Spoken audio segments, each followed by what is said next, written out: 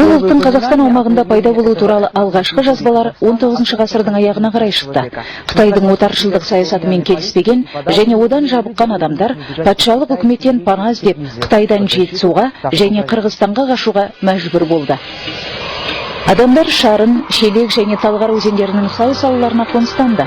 Келіп жеткен келімсектер ондаған елді мекендердің негізін қалады. Ресей империясының бірінші жаппай халық санағының мәліметтері бойынша 1897 жылы Жетісуда 55 мың ұйғыр тұрып жатты. Бұл Шығыс Түркістанның байырғы халқы. Қазір аймақ Қытай Халық Республикасының Шыңжаң ұйғыр автономдық округі деп аталады. Ұйғыр түркі сөзі және біріктіру, топтастыру дегенді білдіреді. Діні бойынша олар мұсылман сүнниттер. Ұйғырлардың жекелеген топтары Қазақстанға және Орталық Азияға өткен ғасырдың 60 жылдарына дейін келуін жалғастырды. Орыс тілінде, қазақ тілінде білмеген ұйғырлардың көп бөлігі колхоздар мен совхоздарға орналасып, дағдылы шаруашылық еңбекпен айналысты. Тудыхан Искандарова Қытай шекарасын 9 жасында кесіп өткен. Оның әкесі ондаған отбасы құрамында Қазақстанға 1955 жылы келіп жетті. Кеңестік заманда келімсектер тап болған кеңшар Сталин атындағы колхоз болатын. Ал бұл жерді адамдар ұзақ уақыт Қызыл Алқап атап келген. Қызыл Алқап қазір Гүлдала деп аталады. Оның да себебі болған шығар. Өйткені Алматыдан қайтып келе жатқанда алқапта тура бір кілем іспетті қызыл ит қызғалдақтар жайқалып жататын. Сондықтан Гүлдала және Қызыл Алқап бір-біріне сәйкес сияқты. 10 отбасы жер бөлігіне ие болды. Бұндағы жергілікті халық өте жылы қарсы алды. Келімсектердің қолында ештеңе болған жоқ. Балалармен ғана келді. Сөйтіп үйлерді тұрғызуға көмектесті. Желеп, жебеп отырды.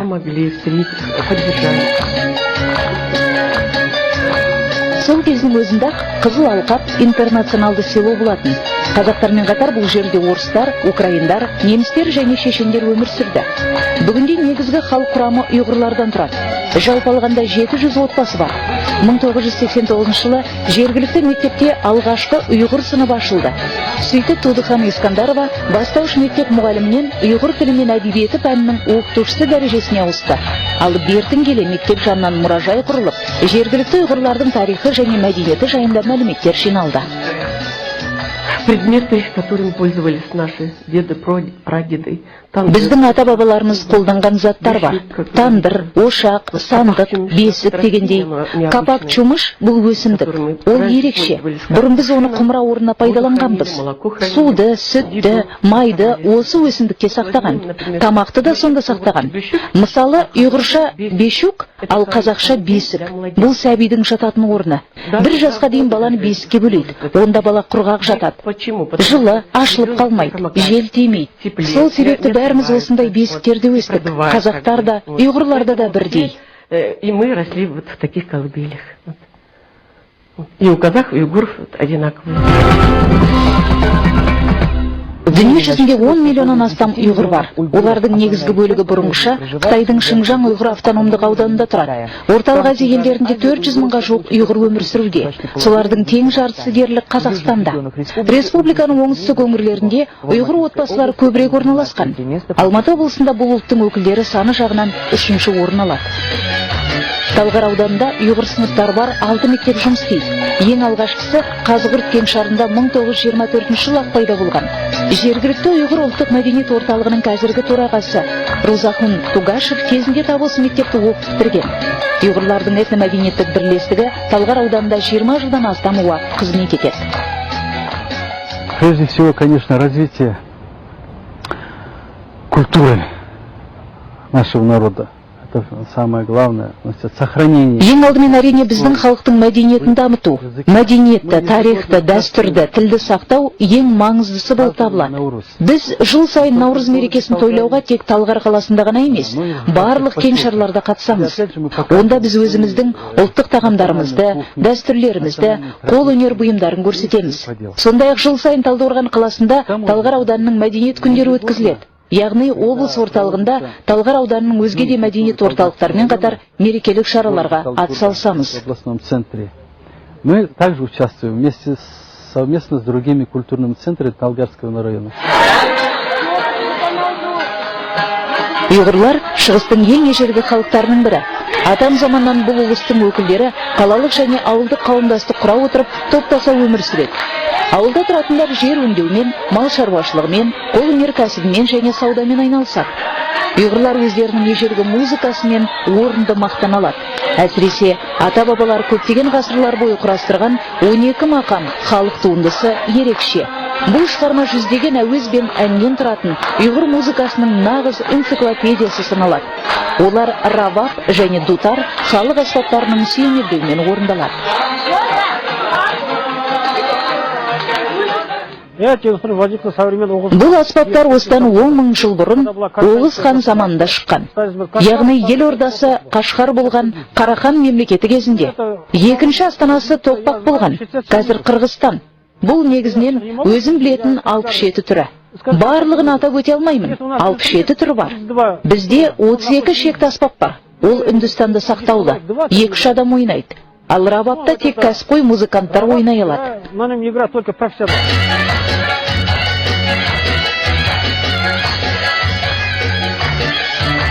Музыканы міндетті түрде әсем және екпінді билермен сүйемелдейді. Ұйғыр бишілерінің шеберлігі жоғары бағаланып, оларды тіпті Қытай императорлары ерекше салтанаттарға шақыратын болған. Ұйғырларда жанрлық билердің түрлері өте көп болған. Бұл мерекелік, ғашықтар, саятшылар мен диханшылар биі.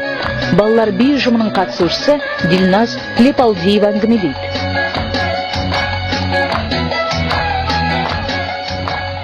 Наш танец называется «Душа моя». Мы его танцуем на разные праздники, которые проходят у нас в Гульдале. О своем костюме... Біздің биіміз «Жаным менің» деп аталады. Біз оны Гүлдалада өтетін әртүрлі мерекелерде орындаймыз. Өзімнің костюмым туралы айтар болсам, ол ұйғыр ұлттық киімі, ұйғыр ою өрнектерімен тігілген. Сондай-ақ сәйкесінше көйлек, шалбар және қамзолы тағы бар. Қамзол түрлі түсті болуы мүмкін. Бізге қара ұнады. Бұдан өзге биге арналған аяқ киім керек. Доба деп аталған бас киім болуы абзал. Оны ұйғырша сол жаққа қисайтып киеді. Головной убор, допа. Его нужно облокачивать на левый бок, чтобы выглядел по-уйгурски.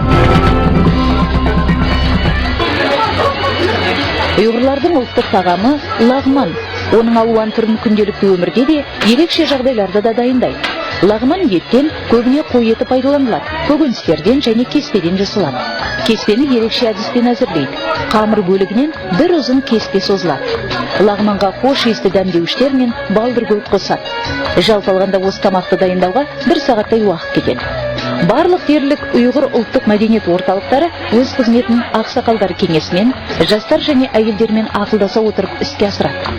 Арзыгүл Исмаилова Гүлдала ауылында әйелдер кеңесін басқарады. Это у нас как бы небольшой такой актив. Біздің ұжым шағын ғана, 15 белсенді мүшеміз бар. Әрбір көшеге жауапкершілік бір әйелге жүктеледі. Ол звеношы сияқты қызмет атқарады. Үйлену тойлары, жерлеу, Құран оқыту сияқты рәсімдер болады ғой. Сондай кездерде барлық халықты жинап, әуре сарсаңға түспейміз. Жиналысқа тек звеношылар қатысады. Олар келіп шаруаларымызды, мәселелерді ортаға салып, талқылап, шешім шығарамыз, тапсырмалар береміз. Как бы делаем собрание и там же обсуждаем, там же говорим, кому что делать.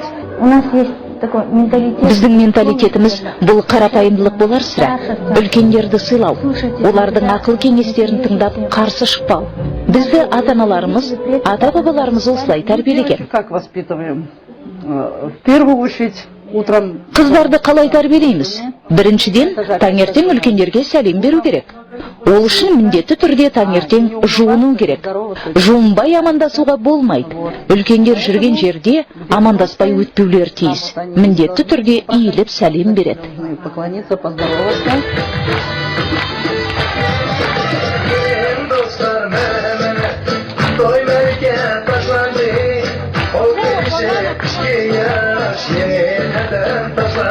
Ұйғыр үйлену тойларда үлкендерге ізет көрсету жолымен өтеді. Ерекше атрибут қалыңдықпен танысу рәсімі. Жаңа түскен келін күйеу жігітпен бірге ата-енесінің бөлмесіне кіріп сәлем береді. Күйеу жігіттің ата-анасы өз кезегінде келінге сыйлық тартуы тиіс. Үйлену тойын өткізуге кететін шығындарды күйеу жігіттің жағы толығымен өз мойнына алса да, ақшалай немесе қымбат заттар сияқты қалың мал ұйғырларда болмайды. Гүлбахрам Насырова сөйлейді.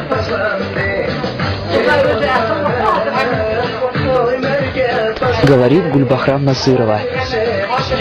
На данный момент я вам хочу рассказать о традиции, которая она похожа на традицию казахского народа беташар. Мен сіздерге қазақ халқының қалыңдықты күйеу жігіттің үйіне алып келгенде болатын беташар танысу рәсіміне ұқсас дәстүр туралы айтып бергім келеді. Онда апа әжелер баталарын береді. Келінге отбасында қандай болу керектігі туралы ақыл кеңестер айтылады.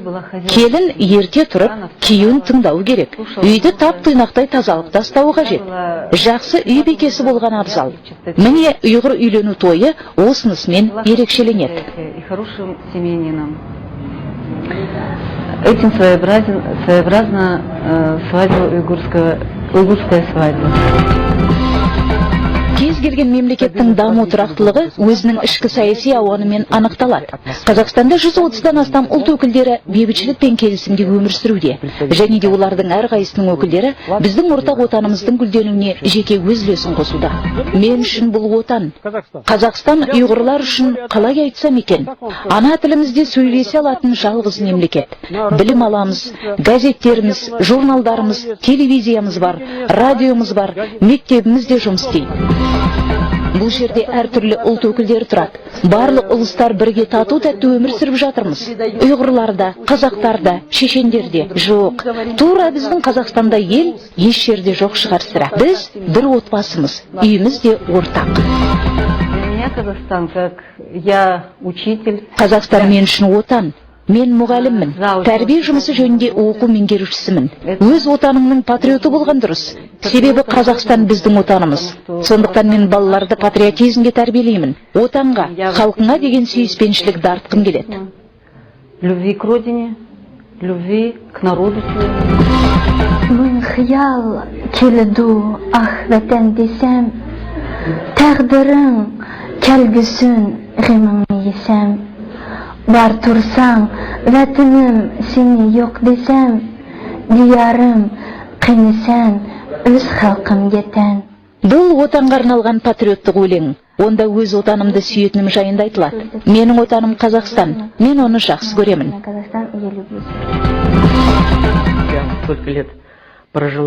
Мен көп жылдар осында өмір сүріп келемін. Жұмыс істедім, білім алдым. Мына мектепте 42 жыл еңбек еттім. 25 жыл орыс мектебінде, қалған 20 жыл ұйғыр мектебінде жұмыс істедім. Менің балаларым, немерелерім осында дүниеге келді. Шөберелерім де осында туылады. Барлығымыз үшін бұл отан. Казахстан — это прежде всего моя родина. Қазақстан бұл ең алдымен менің отаным. Және Қазақстан бұл біз бейбітшілікте және келісімде өмір сүруге тиіс біздің ортақ үйіміз деп санаймын.